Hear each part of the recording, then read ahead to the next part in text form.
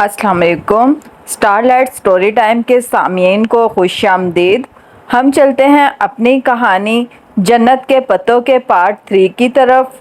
अरे मिसिस करीम, हमारी इरम तो कभी सर ढके बगैर गेट से बाहर नहीं निकली। अस्सलाम वालेकुम। वो इरम को साथ लिए अंदर दाखिल हुई। इसके सलाम पर सब ने सर उठाकर देखा। गुलाबी पूरी आस्तीनों वाली शलवार कमीज में हमरंग दुपट्टा अच्छी तरह फैलाकर सर पर लिए इरम झुकी झुकी निगाहों से सामने एक सोफे पर आकर बैठ गई। हया भी साथ ही थी। कमर पर गिरते सिल्की बाल, ग्रे ए लाइन शर्ट और ट्राउजर जेब तन किए, दुपट्टा कंधे पर डाले इरम के साथ ही टांग पर टांग रखे पुरएतमाद तरीके से बैठ गई। बेगम करीम की मुशफ़क़ सी आंखों में इरम के लिए पसंदीदगी की झलक उठी थी। उन्होंने ताइदी अंदाज में अपने स्मार्ट से बेटे को देखा, मगर वो इरम को नहीं बल्कि बहुत गौर से हया को देख रहा था। और बेटा, आप क्या करती हो? बेटे को मुतवज्जा ना पाकर वो इरम से मुखातिब हुई। जी, मास्टर्स कर रही हूँ इंग्लिश लिटरेचर में, इरम ने झुकी झुकी नज़रों से जवाब दिया। तभी हया को महसूस हुआ कि वो लड़का मुसलसल इसे देख रहा है, बड़ी जांचती परखती नज़रों से। दफ्तर इसने पॉकेट से अपना ब्लैकबेरी फ़ोन निकाला और खामोशी से सर झुकाए बटन प्रेस करने लगा। ख़वातीन आपस में मसरूफ़ थी, मगर हया कुछ अजीब सा महसूस करती खंगियों से इसी को देख रही थी जो अपने फ़ोन पर झुका हुआ था। तभी होले से इसके मोबाइल से माई नेम अज शेला की आवाज़ गूंजी, जिसे इसने फ़ौरन बंद कर दिया, मगर वो सुन चुकी थी। शेला के साथ शादियों का मखसूस शोर भी सुनाई दिया था और इरम ने भी शायद कुछ सुना था। तभी चौंक कर गर्दन उठाई और फिर कदरे सुबकी से वापस झुका दी। हया को अपने जिस्म से जान निकलती हुई महसूस हुई। क्या दुनिया इतनी छोटी थी? वो अब मोबाइल पर कुछ देख रहा था, कभी स्क्रीन पर देखता और कभी हया और इरम के चेहरों पर नज़र डालता। साफ जाहिर था कि वो कुछ मिलाने की सही कर रहा था। फिर एकदम वो उठा और तेज़ी से कमरे से निकल गया। एक शर्मिंदगी सी खामोशी ने सारे माहौल को घेर लिया। हया ने सर झुका दिया। इसे अपना दिल डूबता हुआ महसूस हुआ था। वो बहुत बेचैन सी बैठी, पाँव ऊपर सोफे पर समेटे, हाथ में रिमोट पकड़े वो झुलाई हुई सी चैनल बदल रही थी, मुस्तरब, बेबस, परेशान। स्मार्ट टीवी की स्क्रीन पूरे म्यूजिक के साथ इश्तिहार चल रहा था। वो गायब दिमागी से स्क्रीन को देख रही थी, जहां मोबाइल कंपनी के साथ गैर तस्दीक शुदा सिम का इस्तेमाल कानूनन जुर्म है, पीटीए लिखा आ रहा था। जाने कब पुश का बटन इससे दबा और इश्तिहार वहीं रुक गया। वो इतनी दूर भटकी हुई थी कि प्ले भी ना कर सकी। दफ्तर दरवाजे में फातिमा बेगम की शक्ल दिखाई दी। वो थकी थकी सी अंदर दाखिल हो रही थी। हया रिमोट फेंक कर तेजी से उठी। क्या बात थी? साइमा ताई ने क्यों बुलाया था? इरम के रिश्ते के लिए जो लोग इस दिन आए थे उन्होंने इनकार कर दिया है, हालांकि रिश्ता मांग चुके थे। और हया का दिल बहुत डूबकर उभरा था। क्यों इनकार कर दिया? इसको अपनी सांस रुकता हुआ महसूस हुआ। कोई वजह नहीं बताते, बस एकदम ही पीछे हट गए। साइमा भाभी भी बहुत अपसेट थी, मगर कुछ तो कहा होगा। बस यही कहा है कि हमने किसी आज़ाद ख्याल और बेपर्दा लड़की को बहू बनाकर अपनी आफियत ख़राब नहीं करनी। वो मुहतहर रह गई। चंद रोज़ कबल सनाताई का फिक्रा समात में गूंजा था, जब फुरकान ने सख्ती की कि भला ऐसी बेपर्दा और आज़ाद ख्याल लड़की को बहू बनाकर हमने अपनी आखिरत बिगाड़नी है क्या? तब कहीं जाकर वो माना। क्या इसको मकाफाते अमल कहते हैं? क्या दूसरों की बेटियों पर उंगलियां उठाने वालों के घरों पर वही उठी उंगलियां लौट कर आती हैं? मगर वो खुश नहीं हो पाई। अगर बात खुल जाती तो असल बदनामी तो इसी के हिस्से में आती। इरम को तो शायद इसकी माँ حیا نے اسے بگاڑا ہے کہہ کر درمیان سے نکال لیتی اور بات تو اب بھی کھل سکتی تھی۔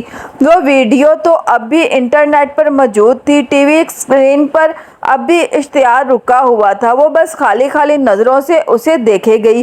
بغیر تصدیق شدہ سم کا استعمال قانونی جرم ہے، پی ٹی اے۔ بغیر تصدیق شدہ سم کا استعمال قانوناً جرم ہے، پی ٹی اے۔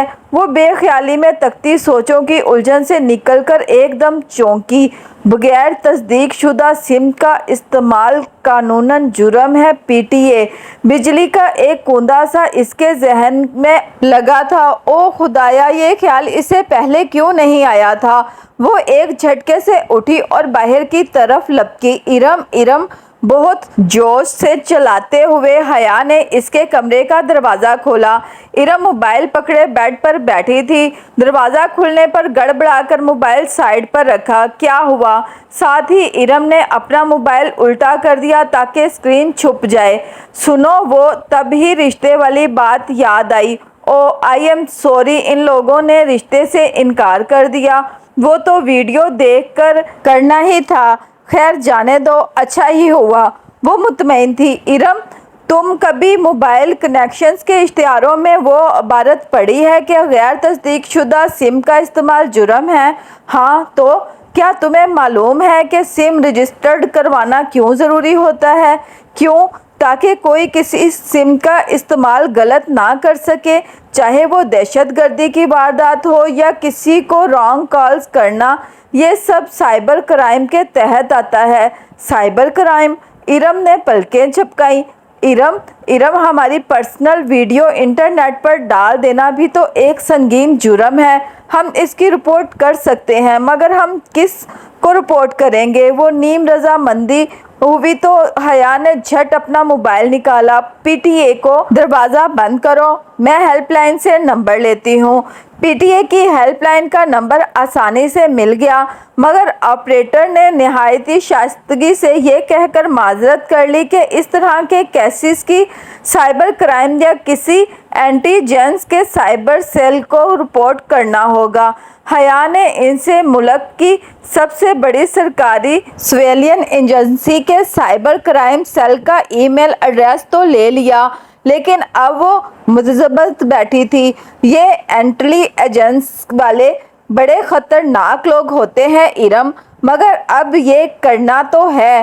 وہ واقعی کرنا تو تھا۔ ارم نے لیپ ٹاپ کھولا اور پھر بہت بحث و تمہیز کے بعد انہوں نے ایک کمپلین لکھی اور اس پتے پر بھیج دی جو پی ٹی اے سے ان کو ملا تھا۔ بامشکل 10 منٹ گزرے تھے کہ حیا کا موبائل بجا۔ چمکتی اسکرین پر پرائیویٹ نمبر کالنگ لکھا آ رہا تھا۔ یہ کون ہو سکتا ہے؟ اس نے اجنبے سے موبائل کان سے لگایا۔ ہیلو۔ دوسری جانب ذرا خاموشی کے بعد ایک بھاری گھمبر آواز سنائی دی۔ السلام علیکم مس حیا سلیمان۔ جی آپ کون؟ میں میجر احمد بات کر رہا ہوں سائبر کرائم سیل سے۔ آپ نے ہماری ایجنسی میں رپورٹ کی ہے۔ ہمیں ابھی آپ کی کمپلین موصول ہوئی ہے۔ وہ جو کوئی بھی تھا بہت خوبصورت بولتا تھا، گہرا گھمبر اور مگر نرم لہجہ جس میں ذرا سی چاشنی بھری تپش تھی، گرم اور سرد کا امتزاج۔ مگر میجر احمد، میں نے کمپلین میں اپنا نمبر تو نہیں لکھا تھا، وہ دھک دھک کرتے دل کے ساتھ کہہ رہی تھی۔ ارم بھی حیرت بھرے خوف سے اس کو دیکھ رہی تھی۔ جواباً وہ دھیرے سے ہنس دیا۔ نمبر تو بہت عام سی چیز ہے مس سلیمان، میں تو آپ کے بارے میں بہت کچھ جانتا ہوں۔ کیا یہی کہ آپ سلیمان اصغر کی بیٹی ہیں؟ آپ کے والد ایک کنسٹرکشن کمپنی ہے، آپ کا بھائی روہیل جارج مسن یونیورسٹی میں زیر تعلیم ہے، خود آپ انٹرنیشنل اسلامک یونیورسٹی میں LLB honours Shariah and law کے 5ویں سال میں ہیں۔ فروری میں آپ ایکسچینج پروگرام کے تحت استنبول جا رہی ہیں، غالباً سبانچی یونیورسٹی میں، اور پچھلے ہفتے اپنے کزن اور فرقان کی مہندی کے فنکشن میں بننے والی ویڈیو کی انٹرنیٹ پہ اپلوڈنگ کو آپ نے رپورٹ کیا ہے۔ Is that right ma'am? وہ جو دم بخود سنتی جا رہی تھی بامشکل بول پئی۔ جی وہی ویڈیو اب آپ کیا چاہتی ہیں؟ یہی کہ آپ اسے ویب سائٹ سے ہٹا دیں۔ اس کی آواز میں بہت منت بھر آئی تھی۔ اوکے، اور کچھ؟ اور جن لوگوں کے پاس اس کی سی ڈی ہے وہ بھی۔ آگے اس کا گلا روند گیا تھا۔ احساس توہین سے کچھ بولا ہی نہیں گیا۔ میں شہر کے ایک بندے سے وہ ویڈیو نکلوا لوں گا، آپ بے فکر رہیں۔ اور اسے لگا منو بوجھ اس کے اوپر سے اتر گیا ہو۔ Thank you major Ahmed. اس کے انداز سے لگ رہا تھا کہ وہ فون رکھنے والی ہے تو وہ بول اٹھا، تھینک یو تو آپ تب کہیں جب میں یہ کام کر دوں، اور اس کام کو محض شروع کرنے کے لیے بھی مجھے آپ کا تعاون چاہیے۔ کیسا تعاون؟ مادام آپ کو ذرا سی تکلیف کرنی ہوگی۔ آپ کو اس ویڈیو کی باقاعدہ رپورٹ کرنے کے لیے میرے آفس آنا ہوگا۔ کیا؟ نہیں، میں نہیں آ سکتی۔ وہ پریشانی سے ہکلا گئی۔ ایرم بھی فکرمندی سے اس کا چہرہ دیکھنے لگی۔ پھر تو یہ کام نہیں ہو پائے گا، ایسے سیٹ اپ فون پر نہیں لیے جا سکتے۔ اسے لگا وہ محظوظ سا مسکرا رہا تھا، مگر نہیں آ سکتی۔ اور وہ کیسے آ سکتی تھی؟ اگر کسی کو پتہ چل جاتا تو کتنی بدنامی ہوتی۔ آپ کو آنا پڑے گا، میں گاڑی بھیج دیتا ہوں۔ نہیں، اچھا، خدا حافظ۔ اس نے جلدی سے فون بند کر دیا۔ بھاڑ میں گیا یہ اور اس کا سائبر کرائم سیل۔ اگر ابا یا تایا ابا کو پتہ چل گیا کہ ہم ایک ایجنسی کے ہیڈ کوارٹر گئے ہیں تو ہماری ٹانگیں توڑ دیں گے۔ میں تو پہلے ہی کہہ رہی تھی کہ رپورٹ نہ کرو۔ پرائیویٹ نمبر سے پھر کال آنے لگی تھی۔ اس نے جھنجھلا کر فون ہی آف کر دیا تھا۔ اس ویڈیو سے زیادہ میجر احمد نے اسے بلیک میل کیا ہے، یہ خیال پھر سارا دن اس کے ذہن میں گونجتا رہا۔ وہ بہت تھکی ہوئی پاسپورٹ آفس سے نکلی تھی۔ اسلام آباد سے پنڈی کا اتنا لمبا رش بھری سڑک پہ تھکا دینے والا سفر کر کے وہ آج پاسپورٹ آفس سے اپنا پاسپورٹ اٹھانے آئی تھی، مگر یہاں علم ہوا کہ پاسپورٹ 14 جنوری کو ہی مل پائے گا، اور ابھی 14 جنوری میں پورا ہفتہ باقی تھا۔ اسلام آباد میں کوئی تکنیکی مسئلہ تھا، اس لیے اسے پنڈی میں ہی اپلائی کرنا پڑا تھا۔ واپسی پر بھی اتنا ہی رش تھا۔ کچھ شاپنگ کے بعد جب وہ مری روڈ پر آئی تو مغرب چھا رہی تھی۔ سڑک گاڑیوں سے بھری پڑی تھی اور گاڑیوں کا یہ سیلاب بہت سست روی سے بہہ رہا تھا۔ سگنل پر اس نے گاڑی روکی اور شیشے کھول دیے۔ اس کا ذہن ابھی تک پاسپورٹ میں الجھا ہوا تھا۔ یکا یک کوئی اس کی کھڑکی پر جھکا۔ سونیو، کیا سوچ رہے ہو؟ وہ بری طرح چونکی اور سر اٹھا کر دیکھا۔ یہ وہی تھا، ڈولی۔ ناگواری کی ایک لہر اس کے چہرے کی سمت آئی۔ اسے بھول گیا کہ کبھی ڈولی نے اس پر کوئی احسان کیا تھا۔ ہٹو سامنے سے، وہ جھڑک کر بولی۔ وہ کھلی کھڑکی میں اس طرح ہاتھ جما کر کھڑا تھا کہ وہ شیشہ اونچا نہیں کر سکتی تھی۔ لو باجی، میں تو سلام دعا کرنے آئی تھی اور آپ غصہ کر رہی ہو۔ اس روز والے سخت تاثرات ڈولی کے چہرے پر نہیں تھے، اس کے چہرے پر کراہت بڑی معصومیت تھی۔ ہٹو سامنے سے، ورنہ میں پولیس بلا لوں گی۔ ہائے باجی، ڈولی سے ایسے بات کرتی ہو؟ اور آپ کی تعریفیں کر کر کے ڈولی نے میرا سر کھا لیا تھا۔ اس نے آواز پر سر گھما کر دیکھا تو فرنٹ سیٹ کی کھلی کھڑکی پر ایک اور خواجہ سرا کھڑا تھا۔ ڈولی کی سیاہ رنگت کی نسبت اس کا رنگ ذرا صاف تھا۔ وہ دونوں ہاتھ کھڑکی کی چوکھٹ پر دیے کھڑا تھا۔ یہ کون ہو تم؟ ہٹو میری گاڑی سے۔ اسے ٹھنڈے پسینے آنے لگے تھے۔ یہ جی میری بہن ہے پنکی، بڑا شوق تھا جی اسے آپ سے ملنے کا، ایک بڑی ضروری بات کرنی تھی جی ہمیں آپ سے۔ Get last. اس نے ہاتھ بڑھا کر شیشہ اونچا کرنا چاہا مگر پنکی نے اپنا ہاتھ اندر کر دیا۔ ایک دم سے اس کی کلائی سامنے آئی تھی۔ اس کی کلائی پر ایک گلابی سرخ سا کانٹا بنا تھا، جیسے جلا ہو یا شاید برتھ مارک۔ ہٹو، آئی سے گیٹ لاسٹ۔ وہ عالم تیش میں شیشہ اوپر کرنے لگی مگر پنکی نے اس پر اپنے ہاتھ رکھ دیے تھے۔ شیشہ اوپر نہیں ہو پا رہا تھا۔ باجی ایسے نہ کرو پنکی نال، اس کا ہاتھ زخمی ہو جائے گا جی، ڈولی نے پیچھے سے کہتے ہوئے ہاتھ بڑھا کر اس کے کندھے پر رکھا تو وہ تیورا کر گھومی۔ اس نے ڈولی کو دھکا دیا اور وہ لڑکھڑا کر چند قدم پیچھے ہٹا تو اس نے جلدی سے شیشہ اوپر چڑھا دیا۔ اب تم بھی ہٹو ادھر سے ورنہ میں لوگوں کو اکٹھا کر لوں گی۔ وہ ہاتھ بڑھا کر پنکی کی طرف والا شیشہ بند کرنے لگی لیکن وہ اڑ ہی گیا تھا۔ باجی میں تو تانوں ڈولی کے دل کی بات بتانے آئی تھی اور تسا اس طرح کر رہے ہو۔ یہ جو ڈولی ہے نا یہ بڑا پسند کرتی ہے آپ کو مگر اقرار نہیں کرتی۔ پنکی مصنوعی انداز میں بن بن کر بل رہا تھا۔ پیچھے ڈولی شیشہ بجانے لگا تھا۔ وہ پوری قوت سے شیشہ اوپر چڑھانے لگی۔ پنکی نے لمحہ بھر کو گردن موڑ کر ڈولی کو دیکھا تو اس کی گرفت ذرا ڈھیلی ہوئی۔ حیا نے فوراً شیشہ اوپر چڑھایا۔ پنکی نے چونک کر دیکھا پھر انگلیاں کھینچنی چاہی مگر وہ مسلسل شیشہ اوپر کر رہی تھی۔ پنکی کی انگلیاں پھنس کر رہ گئی تھی۔ او چھڈو باجی جی۔ دفتن پنکی کے دائیں ہاتھ کی انگلی سے خون کی بوندیں ٹپک کر شیشے پر گری تو اسے ہوش آیا۔ ایک جھٹکے سے اس نے لیور نیچے کیا۔ شیشہ 1 انچ نیچے گرا۔ پنکی نے غصے سے اسے گھورتے ہوئے باہر کھینچے۔ گاڑی آگے بھگانے سے قبل اس نے بہت غور سے پنکی کے باتوز کو دیکھا تھا۔ دائیں ہاتھ جس کی کلائی پر کانٹے کا جلا ہوا نشان تھا کی شہادت کی انگلی سے خون نکلا تھا اور باقی دونوں ہاتھوں کی انگلیوں کے اوپر پوروں کی قدرتی لکیروں پر موٹی سی بھوری لکیریں بن گئی تھیں۔ یقیناً اس کے ہاتھ زخمی ہوئے تھے مگر اسے پرواہ نہیں تھی۔ وہ زن سے گاڑی آگے لے گئی۔ پھر اس نے بیک مرر میں دیکھا وہ دونوں خواجہ سرا بار بار مڑ مڑ کر اسے غصے سے دیکھتے ہوئے سڑک پار کر رہے تھے۔ ڈولی نے پنکی کا زخمی ہاتھ پکڑ رکھا تھا اور غصے سے پلٹ کر حیا کی دور جاتی گاڑی کو دیکھتے ہوئے کچھ کہہ رہا تھا۔ اس نے سر جھٹک کر ایکسیلیٹر پر زور بڑھا دیا۔ کم از کم اتنی امید تھی کہ اب وہ ڈولی اس کا پیچھا کرنے کی ہمت نہیں کرے گا۔ بہت جلد وہ غلط ثابت ہونے والی تھی۔ حیا جیسے ہی وہ گھر میں داخل ہوئی لاؤنج میں بیٹھے سلمان صاحب تیزی سے اس کی طرف آئے۔ ان کے چہرے پر غیظ و غضب چھایا تھا۔ وہ ڈر کر پیچھے ہٹی۔ تبھی فون کی گھنٹی بجی۔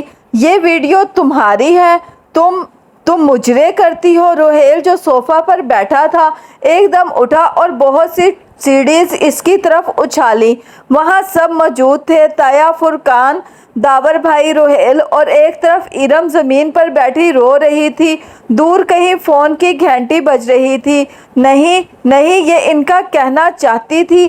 اس کا منہ تو ہلتا تھا پر آواز نہیں نکل رہی تھی۔ وہ سب اس کا خون لینے پہ تلے تھے۔ سلمان صاحب آگے بڑھے اور اس کے منہ پر تھپڑ دے مارا۔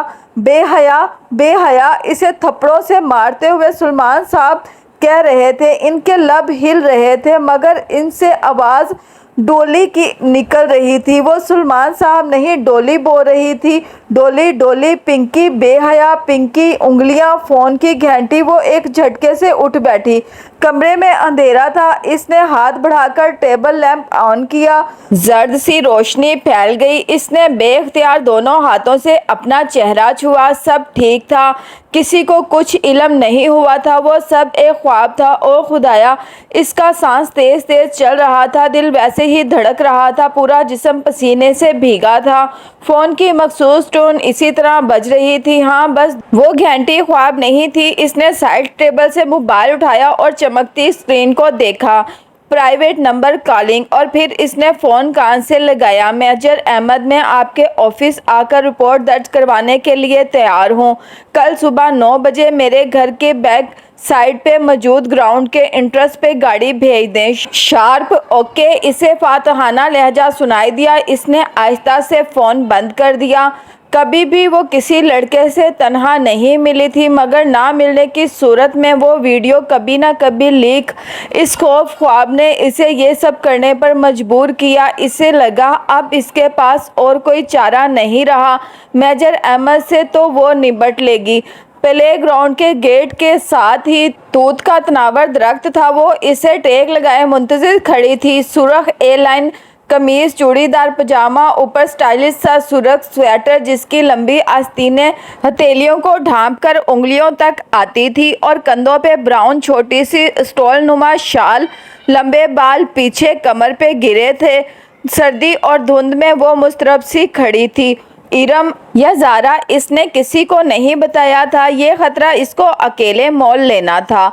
दफ्तर इसने बेचैनी से घड़ी देखी। 9 बजने में 1 मिनट था। इसी पल एक कार जन से इसके सामने आके रुकी। स्याह पुरानी मर्सिडीज और किसी बुत की तरह सामने देखता ड्राइवर वो खामोशी से सर झुकाए आगे बढ़ी और पिछला दरवाज़ा खोलकर अंदर बैठ गई। इसका दरवाज़ा बंद करते ही ड्राइवर ने गाड़ी आगे भगा दी। तकरीबन 1 घंटे के बाद वो यूसुफ हाउस थी। सफ़ेद दीवारों वाला खाली कमरा, दरमियान में लकड़ी की कुर्सी और मेज़ जिस पर इसे बिठाया गया। मेज़ पर सिर्फ टेलीफोन रखा था, बाकी पूरा कमरा खाली था। वो मुस्तरब सी गर्दन घुमाकर इधर उधर देखने लगी। 3 तरफ सफ़ेद दीवारें थी। इनमें से एक दीवार में वो दरवाज़ा था जहां से वो आई थी। अलबत्ता चौथी सिमत इसके बिल्कुल मुकाबिल दीवार शीशे की बनी थी। दरअसल वो शीशे की स्क्रीन थी जो ज़मीन से लेकर छत तक थी।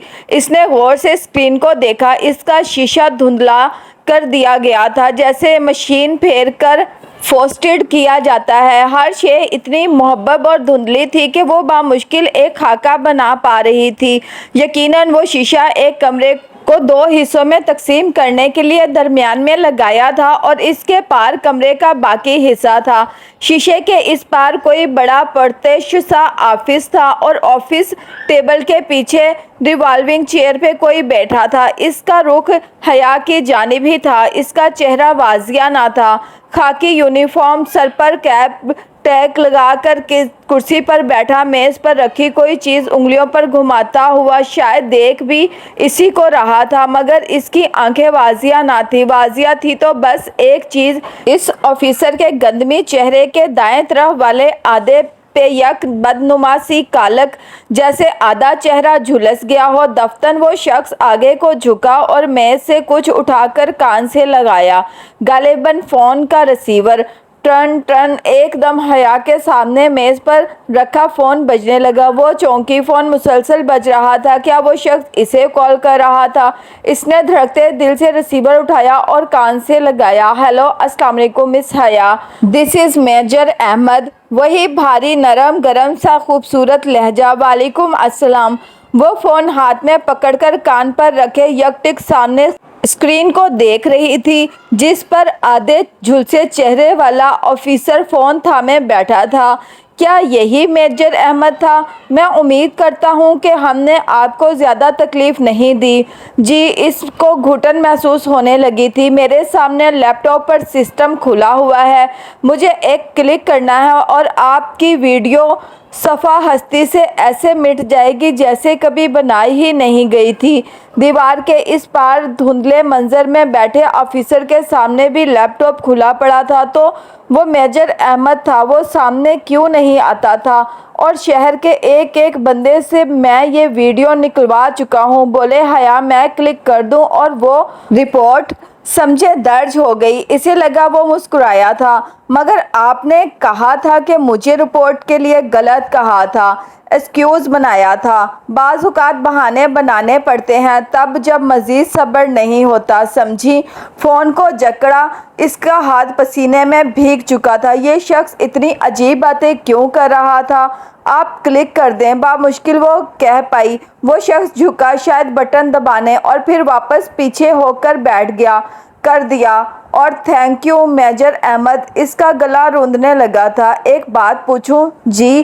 क्या ये वीडियो जाली थी? नहीं थी तो असली। तो आप इतनी डर क्यों रही थी? जाहिर है ये हमारी फैमिली वीडियो थी और शादियों पर डांस की वीडियो हम नहीं बनवाते। क्यों? वो पे दर पे सवाल कर रहा था। क्या मतलब क्यों? शादियों की वीडियोस सर्कुलेट होती हैं हर जगह। क्या अच्छा लगता है हमारे डांस की वीडियोस पराए लोग देखें? मगर पराए लोग लाइव तो देख सकते हैं। गालिबन इस वीडियो में मुझे वेटर्स, मूवी मेकर और डीजे नज़र आ रहे थे। ये भी तो पराए मर्द है ना? मैं समझ नहीं पाया कि अगर आप इस तरह रक्स करने को सही समझती हैं तो वीडियो के बाहर निकलने पर परेशान क्यों थी? मैं आपके सामने जवाबदेह नहीं हूँ, वो दर्शती से बोली। ठीक कहा आपने। खैर, एक और बात पूछूं? पूछिए। अब के इसकी आवाज़ में अजनबियत दर आई थी। कभी कोई आपके लिए जन्नत के पत्ते तोड़कर लाया है? ہم دنیا والوں نے جنتیں کہاں دیکھی ہے میجر احمد؟ اس کے چہرے پر تلخی رقم تھی۔ تبھی تو ہم دنیا والے جانتے ہی نہیں کہ جنت کے پتے کیسے دکھتے ہیں۔ کبھی کوئی آپ کو لا دے تو انہیں تھام لیجیے گا، وہ آپ کو رسوا نہیں ہونے دیں گے۔ اس کے چہرے کی تلخی سکوت میں ڈھلتی گئی۔ کون تھا اس پار؟ آپ سن رہی ہیں؟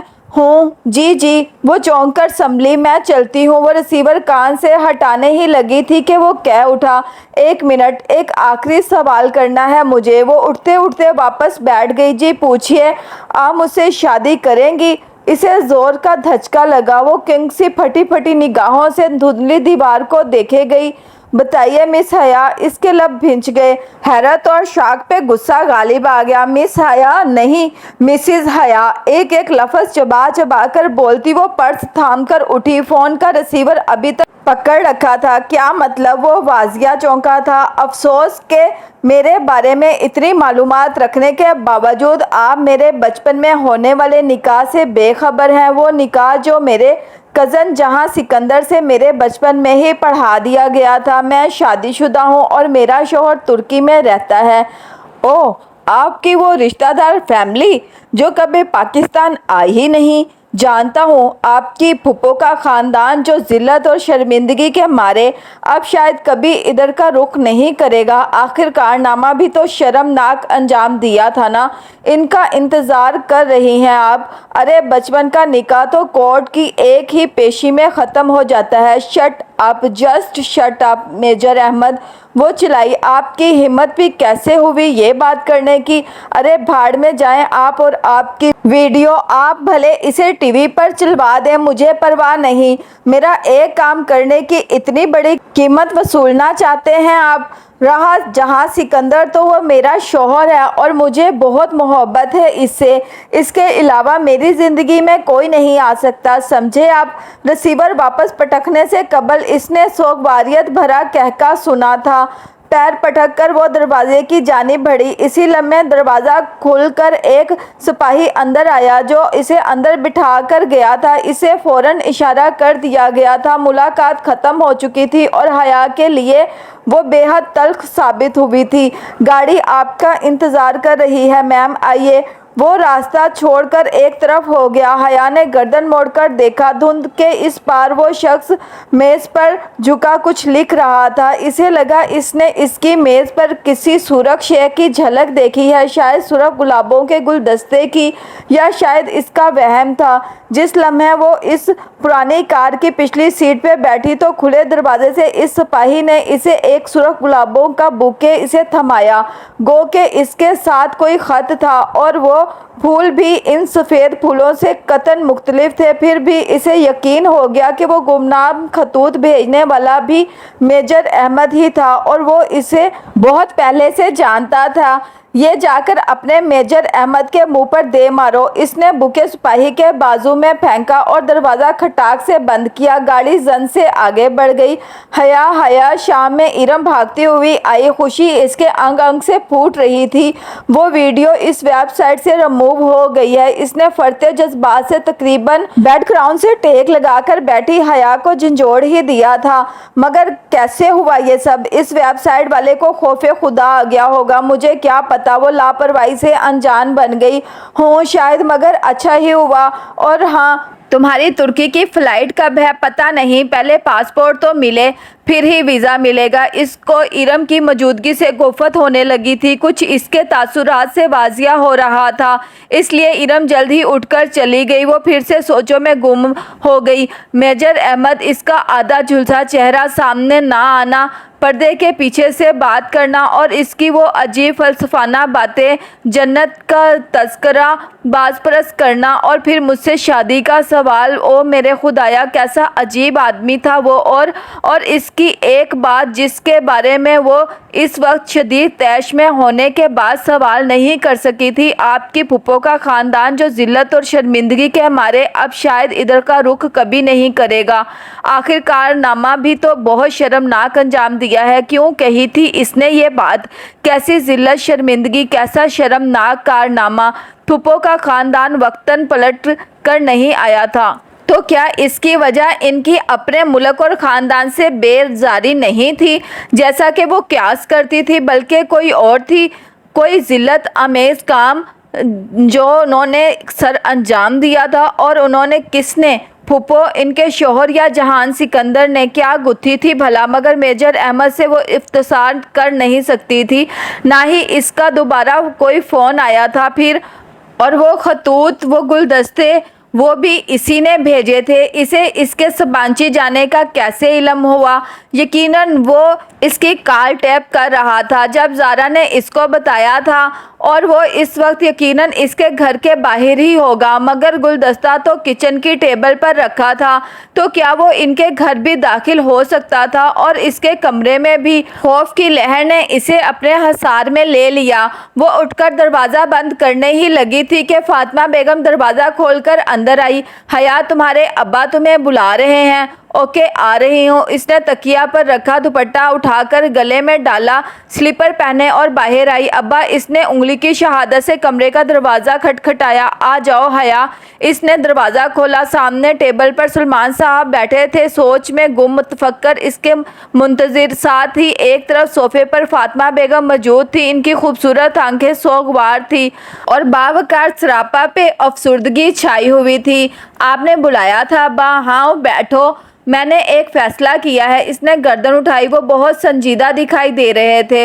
अब तुम्हें कोर्ट के ज़रिए सबीन के बेटे से खुला लेनी चाहिए। कोई इसके मुंह पर चाबक दे मारता तो शायद तब भी इसे इतना दुख ना होता जितना अब हुआ था। मैंने वकील से बात कर ली है, अदालत की एक पेशी में अलहदगी हो जाएगी, और जितने बेजार वो लोग हमसे हैं, यकीनन उन्हें इस बात से बहुत खुशी होगी। इसने शाकी नज़रों से माँ को देखा तो उन्होंने बेबसी से शाने उचका दिए। अब्बा, क्या ये वाहिद हल है? बहुत देर बाद वो बोली। इनके रवैये से साफ अंदाज़ा लगाया जा सकता था कि वो इस रिश्ते को रखना ही नहीं चाहते थे। क्या इसके अलावा भी कोई हल है हया? दुनिया का कोई बाप अपनी बेटी का घर नहीं तोड़ना चाहता, और मैं कभी तुम्हें ना कहता, लेकिन किस कीमत पर हम ये रिश्ता निभाने की कोशिश करें जब वो कोई उम्मीद ही नहीं दिलाते? अगर आपको वाकई ही लगता है कि आप मेरा घर बसा हुआ देखना चाहते हैं तो मुझे तुर्की जाने दें। वहाँ मैं इसको ज़रूर ढूंढूंगी और पूछूंगी कि अगर वो घर बनाना चाहता है तो ठीक है, वरना मुझे तलाक दे दे। अगर नहीं देता तो वहीं कोर्ट चली जाऊंगी, मगर मुझे एक आखिरी कोशिश कर लेने दें प्लीज़। वो खामोश हो गए, शायद कायल हो गए थे। अब्बा, आप मुझे 5 माह का वक्त दें। अगर इसके आखिर में भी आपको लगे कि मुझे खुला ले लेनी चाहिए तो मैं आपके फ़ैसले में आपके साथ होंगी। वो उठी, फिर बिना कुछ कहे कमरे से निकल गई। वो खपती लड़की इसे क्लास के बाहर ही मिल गई। वो फाइलें संभालती बाहर जा रही थी जब इसने हया को रोक लिया। सुने मिस सुलेमान, वो जैसे मजबूरन इसे मुखातिब कर रही थी। हया ने कोफत से पलटकर देखा, वहाँ खतीजा राना खड़ी थी। डीजे, जिसे डीजे सिर्फ इसके फ्रेंड्स कहा करते थे, वो इसकी फ्रेंड्स ना थी और ना ही बनना चाहती थी। जी खतीजा, बादल नख्वास्ता, इसने ज़रा मुरव्वत से जवाब दिया। आपने वीज़ा के लिए अप्लाई कर दिया? दरअसल मैडम फरकंदा ने कहा है हम दोनों को जल्द अज जल्द वीज़ा के लिए अप्लाई करना चाहिए, क्योंकि फरवरी के पहले हफ्ते हमने सबांची को ज्वाइन करना है और आज 13 तारीख है। मेरे पास बस 15 दिन हैं और तुर्की का वीज़ा 15 दिन में नहीं लगा करता। वो तेज़ तेज़ बोले जा रही थी। इसकी बात कुछ ऐसी थी कि हया को संजीदा होना पड़ा, वरना अभी तक तो वो अब्बा की कही गई बातें सोच रही थी। ओ, तो तब हमें क्या करना चाहिए? कल तुर्कश एम्बेसी जाकर वीज़े के लिए अप्लाई करना है। इनका अजीब सा रूल है कि हर रोज़ सबसे पहले आने वाले 15 उम्मीदवारों का ही इंटरव्यू होता है। एम्बेसी सुबह 7 बजे ही खुल जाती है और लोगों की लाइन लगी होती है। अगर हम 1 मिनट भी लेट हो गए तो वो हमें अगले दिन पर डाल देंगे। सुन रही हैं ना आप? हाँ जी। इसने गायब दिमागी से सर हिलाया। पता नहीं वो क्या बोले जा रही थी। आप मुझे अपना नंबर लिखवा दें ताकि हम को ऑर्डिनेट कर सकें। इसने बेदिली से अपना नंबर लिखवा दिया। खतीजा इसे अपने फ़ोन में नोट करती गई। ठीक है, कल सुबह 6:30 बजे तक आप डिप्लोमेटिक इंक्लो तक पहुंच जाइएगा, मैं वहीं होंगी। इसने अच्छा कहकर जान छुड़ाने वाले अंदाज में सर हिलाया اور پلیز دیر مت کیجیے گا، یہ نہ ہو کہ آپ کی وجہ سے میرا ویزا بھی رہ جائے۔ مس سلیمان وہ ناک چڑھا کر یہ جتا گئی کہ آخر وہ بھی ختیجہ رانا ہے، کیا کمپنی ملی ہے مجھے، اف۔ وہ پیر پٹک کر آگے بڑھ گئی۔ ابا کی باتوں نے اسے اتنا ڈسٹرب کیا تھا کہ اس وقت ویزا آخری چیز تھا جس کے بارے میں وہ سوچ سکتی تھی۔ رات کی تاریکی دکانوں کی دیواروں سے جھلکتی روشنی روشن کیے ہوئے تھی۔ زرد روشنیوں کے عکس سامنے لمبی سیدھی سڑک پر بھی پڑا تھا، جس کی ایک طرف پارکنگ کی گاڑیوں کی لمبی قطار تھی، دوسری طرف ایک چھوٹا سا چبوترا بنا ہوا تھا۔ چبوترے پر دن کے وقت بک فیئر کر اسٹال لگاتے تھے۔ یہ جناح سپر تھا۔